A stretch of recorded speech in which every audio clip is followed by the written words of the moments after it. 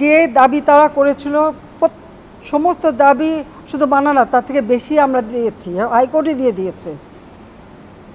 তারপরেও কিন্তু এখন থামেনি। কেন থামেনি? আমি দেশবাসীর কাছে সেটাই আমি বিচার চাই। এখনও নাকি আন্দোলন করতে হবে, দফা প্রথমে 1 দফা কোটা সংস্কার করতে হবে। কোটা বাতিলও করে দিয়েছিলাম। আচ্ছা, কোটা সংস্কার হবে, আপিল করলাম, উচ্চ আদালত সিদ্ধান্ত দেবে।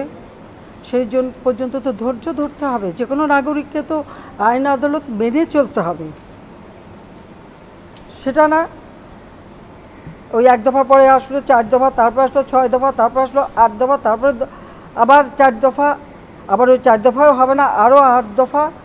এইভাবে এমন একটা পরিবেশ সৃষ্টি, আর সেই সাথে সাথে এই ধ্বংসযজ্ঞ, মানে এই ধ্বংসযজ্ঞটাকে সুযোগ সৃষ্টি করে দেওয়া।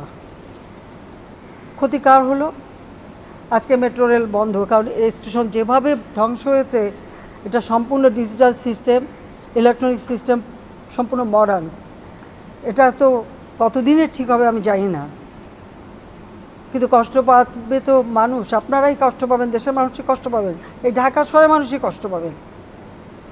ঘন্টার পর ঘন্টা আবার ট্রাফিক জ্যামে পড়ে থাকতে হবে, আবার কর্মস্থলে পৌঁছানো, আবার ফেরত আসা, দীর্ঘ সময় লাগবে, এবং ওই বসে ট্রাফিক জ্যামে কষ্ট পাওয়া।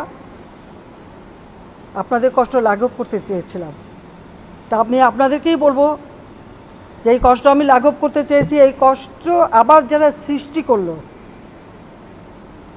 তাদের বিরুদ্ধে আপনাদেরই রুখে দাঁড়াতে হবে, দেশবাসীকেই রুখে দাঁড়াতে হবে। এর বিচার তাদের করতে হবে। আমি তাদের কাছেই বিচার চাই, কারণ আমাদের প্রত্যেকে, এই যে মন্ত্রণালয়ের যারা এবং এই মেট্রো রেল নির্মাণ কার্যের সাথে যারা জড়িত, তাদের আজকে চোখের পানি পড়ছে এটা দেখে, যে কিভাবে একটা দানবিক কর্মকাণ্ড এদেশে হলো, আর কেন করলো। আমি তো দেশের মানুষের জীবনমান উন্নত করতেই তো কাজ করে যাচ্ছি, এবং করেছি তো, এটা তো অস্বীকার করতে পারবে না কেউ। যে 15 বছর আগে 2008 পর্যন্ত এদেশের কী অবস্থাটা ছিল একবার চিন্তা করে দেখেন।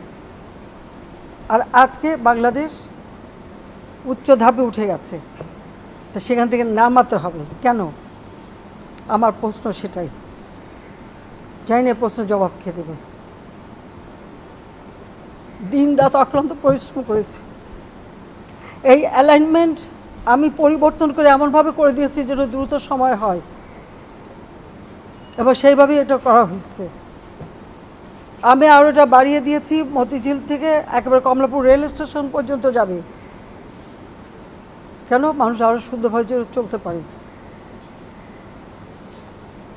তো যারা একটু আঘাত করলো, এই মেট্রো রেল এভাবে ভাঙচুর করলো, যারা যে প্রায় 2 লক্ষ 2.5 লক্ষ মানুষ চলাচল করতেন খুব অল্প সময়ের মধ্যে, এদেশের মানুষ কত খুশি ছিল। তো তাদের সব আনন্দ যারা নষ্ট করলো, যাদের আরামে যে চলাফেরা করতে পারতো, সেই চলাফেরার পথ যারা রুদ্ধ করে দিল, তাদের বিচার এদেশের জনগণকেই করতে হবে। আমি সেটাই চেয়ে যাচ্ছি। আমি নিন্দা করার ভাষা পাচ্ছি।